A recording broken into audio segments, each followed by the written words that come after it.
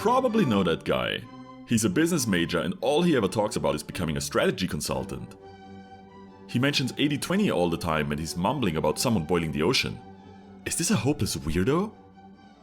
Or is he on to something?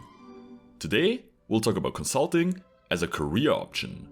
What are the financial and non-financial benefits? And is a career at Bain, BCG or McKinsey still attractive in 2024?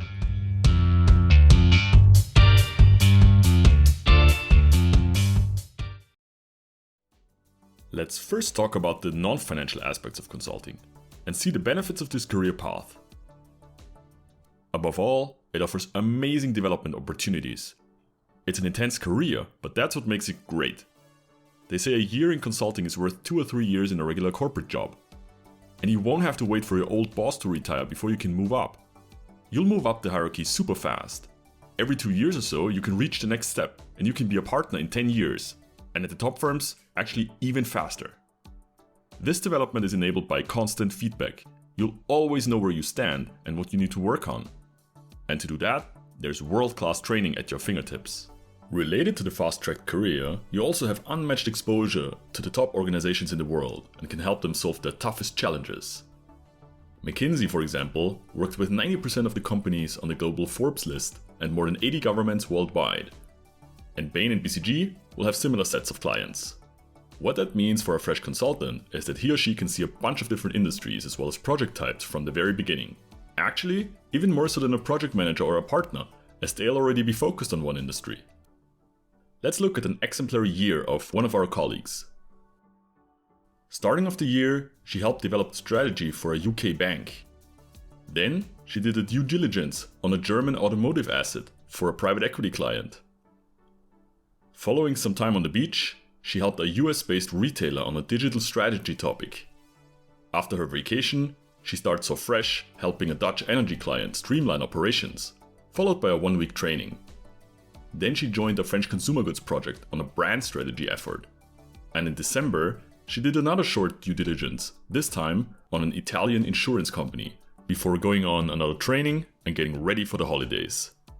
You may have noticed the extended vacations. The fact that consulting is project-based allows for such extended leaves of absence to decompress and do something fun. And lastly, it's about the people you meet. Hardly anywhere will you have such an assembly of diverse, driven and dedicated young colleagues. A doctor, a soldier and an Olympian walk into a conference room. In other companies, that's the beginning of a joke. In consulting, it may just be your project team. And don't be mistaken, it's not just all slick douchebags trying to get ahead. The colleagues you meet are generally super nice, personable and humble. It's a team sport and you can't have an egocentric bully on that team. That's why personal fit is so important to consulting firms. Interviewers will apply the so-called a-hole test. Sounds like a college ritual, but it's simply interviewers asking themselves if they can put that person on a team or in front of a client. Helping a colleague will actually improve your relative standing at the firm and not the other way around, which is one of the great aspects about the culture at the leading firms. As cool as all that is, we know, for you it's all about the money. So let's talk first about the starting salary.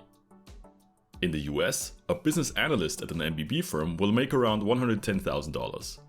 The equivalent in Germany will be at 90,000 euros if you include an average bonus. Almost irrespective of which country you start your consulting career in, an MBB entry-level salary will already put you in that country's top 10% income bracket. And if you're comparing yourself only to other 25-year-olds, it's more like top 5% or top 2%. Yes, you can start your own business, and then the upside is unlimited. But there's no guarantee for that. Consulting is one of the most risk-free ways to make a great salary. And of course, that's just the starting salary. Once you're in these firms for 2 years or you have an MBA, you'll see at least a 50% pay bump. An MBA, by the way, will often be supported financially. Especially the top firms can be quite generous, which is another great perk. Post-MBA, or with some experience, you'll be closing in on $200,000 per year in the US. In Germany, you'll exceed 140,000 euros per year.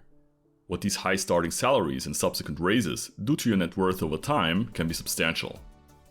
Check out our website where we model a consulting career against a classic corporate career, from finishing college all the way to the age of 30.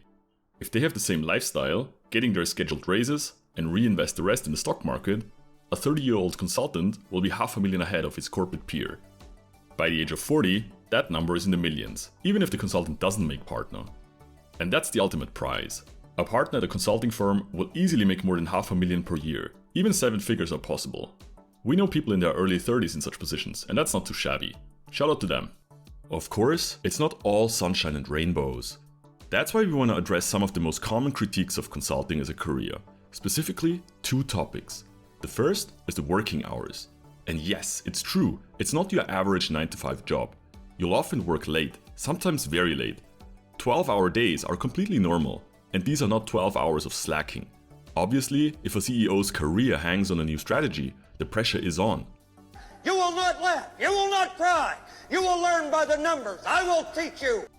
And this intensity will be translated into the team. But all of that is simply the flip side of the salary and the steep learning curve. Over time, you'll become pretty good at spotting projects that have a terrible lifestyle, and you can try to avoid them. There's the crazy junior partner on the project who wants to be elected partner this year. Or the due diligence for a large PE fund. Or it's a 001 project, meaning that it's your firm's first project with a new client. Then you gotta overdeliver and blow them away, so you'll secure project work with them in the future. And there are plenty of other indicators that the project will suck in terms of lifestyle. But if you still catch a tough one, you'll get over it. The second topic is the up or out policy. Top firms are known to let people go that don't reach the next career step within a certain time window. And yes, this actually exists, but it sounds harsher than it is. If you like the job and feel good on projects, you'll grow as a consultant, and promotions come almost automatically. At least as long as the company and the economy overall is doing alright. And if there's a gap in your performance, the firms will do what they can to help you close the gap so you can reach the next step. This can be training, coaching, or mentoring. Pull! But if you still feel permanently overwhelmed, you won't have fun and it will show in your performance. And then it's in everybody's best interest to call it quits anyways. The firms then sometimes even help in outplacement, making sure you find a good landing spot. And leaving the firms is perfectly normal. 99% of people do that sooner or later anyways, and only 1% stays for life and becomes a senior partner. 2023 is actually not a great year for consulting. The industry was booming in years prior, and firms were hiring like crazy. Now that business has slowed down, there are many junior consultants without a project for extended periods of time. This is also when performance reviews are getting harsher, and firms are thinning the herd a bit, not just on the analyst level, but all the way to partners. However, anyone watching this and thinking about applying shouldn't be discouraged. This is the problem of the current cohort of analysts. If you start in half a year from now, the picture will already look entirely different. Last but not least, let's talk about the exit opportunities. As we mentioned, most consultants won't stay for life, so that's a key topic. Overall, exit opportunities are still great in 2023 and 2024, albeit not like in the 90s. Back then, these strategy consulting firms were much smaller and there were much fewer ex-consultants. So you'd have to actively work against becoming a C-level executive somewhere. But on the flip side, today the alumni networks of these top firms are much larger, and with their culture still strong, there's a bond that transcends immediate working relationships. Dylan, you son of a bitch. And it's a brand you can't shake off. There are countless people still known as that McKinsey guy, 10 years after joining a corporate, just because they worked at McKinsey for 2 years right after university.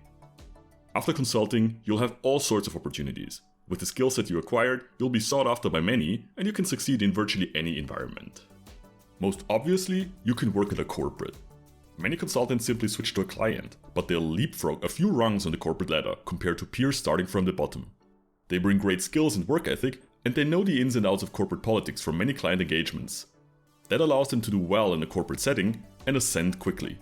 McKinsey alone produced 70 Fortune 500 CEOs and many more C-level executives. Then there is finance. More and more frequently, ex-consultants are joining private equity and venture capital. Especially private equity firms who are trying to turn around or grow the companies they invested in appreciate someone who learned the ropes at a consulting firm.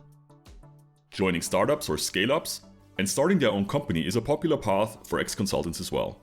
You can always start a company, but having a few years of consulting experience won't hurt, especially when hiring people and raising money. A venture capitalist is more likely to invest in someone with the MBB seal of approval than an unproven college student, even if it's just for the brand name. McKinsey alumni alone founded or co-founded 30 unicorns already. And finally, there's the public sector. Again, you'll find many ex-consultants in influential positions, both inside and outside of government. A few examples are former presidential candidate Mitt Romney, Israeli Prime Minister Benjamin Netanyahu, and Biden's Secretary of Transportation, Pete Buttigieg. You see, there are many opportunities, and you aren't even restricted to those mentioned. You can always strike a new path and, I don't know, win an Emmy and an Oscar like this former BCG consultant. So there you have it. Consulting offers fantastic opportunities, financially, non-financially, and even after you left. Of course, no job is perfect, but consulting is still one of the best places to start your career in 2024. If you enjoyed this video, don't forget to like and subscribe and activate the bell for more content like this. Let us know in the comments below if you have any questions or if there's a topic you'd like us to cover next. Thanks for watching, and we'll catch you in the next one.